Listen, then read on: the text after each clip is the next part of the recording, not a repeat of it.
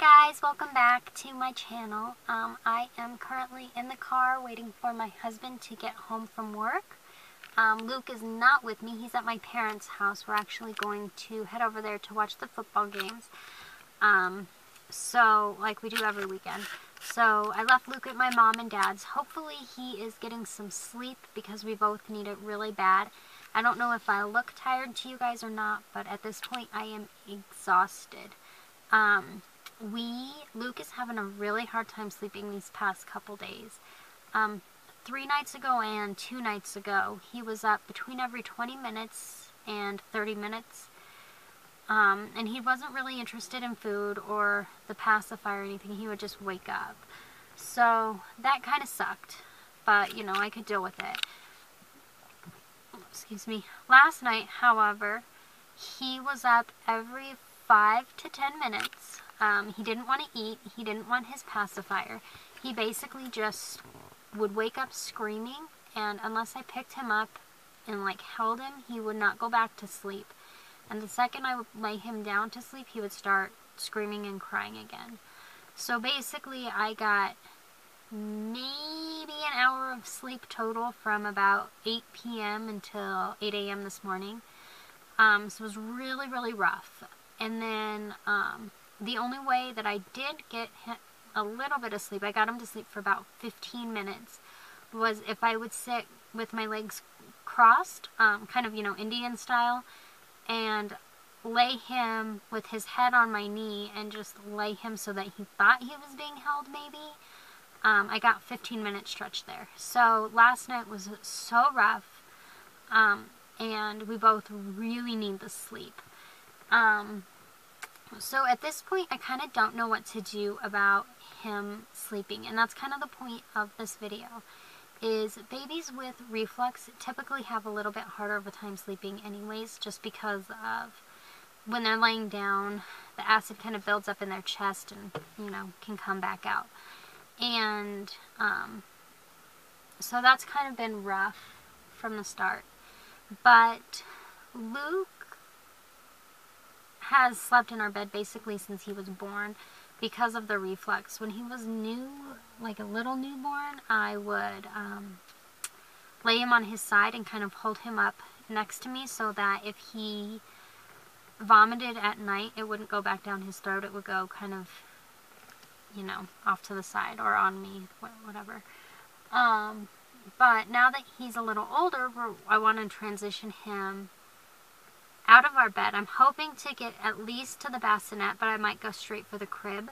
My only issue is I don't quite know how to go about doing it. And there's 2 big reasons why. The first reason why is that Luke is still eating every 1 to 2 hours, just depending upon how much he ate, because he's still only eating between ½ an ounce and 2 ounces at a time.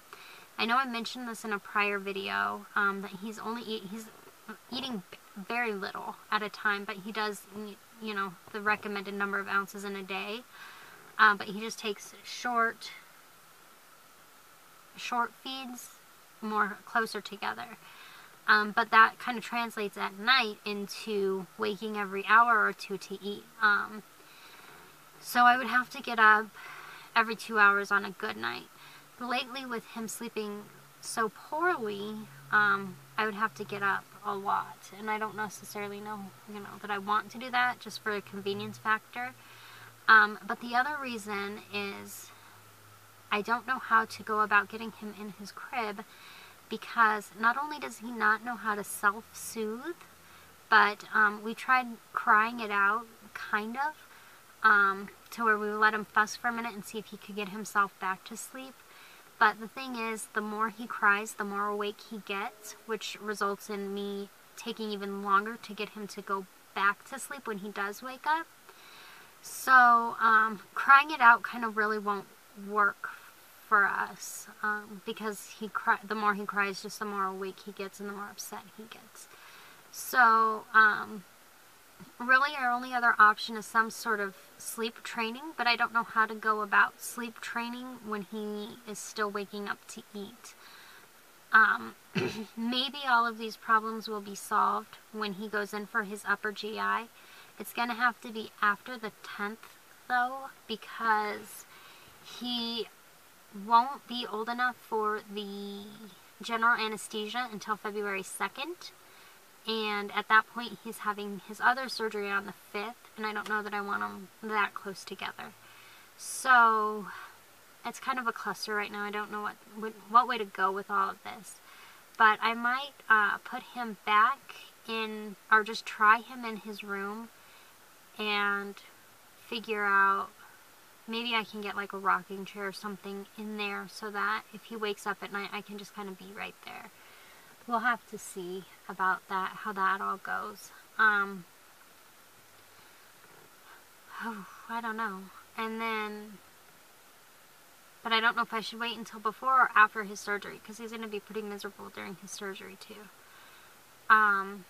But for either way, I'm going back to the swaddle for now because he seems to do better in it. The Magic Sleep Suit had been working really, really well, but I don't think that it's quite tight enough for him yet. I think he needs to get a little bit bigger so that it's tight on him and not just like thick padded pajamas basically. So I'm going to go back to the swaddle and see kind of, you know, what happens there. The other thing that I need to look at is a lot of the moms in a Facebook group on babies with milk and soy allergies and reflux have mentioned the fact that their child or children sleep at an angle on a wedge. So I'm going to look into that and see what it is that they're talking about. Right now, Luke just sleeps on my pillow, basically, which I know, oh my god, worst parent in the world, he sleeps on a pillow. But he sleeps on my pillow next to me at an angle. So I thought maybe if I just got him a pillow of his own, then he could continue to sleep at that angle. But I might want to look into what the other parents are using to see, because at this point, anything that I can do to get him to sleep on his own comfortably will be amazing. So if any of you guys have any tips or tricks to get your baby or my baby to sleep in the crib by themselves, let me know.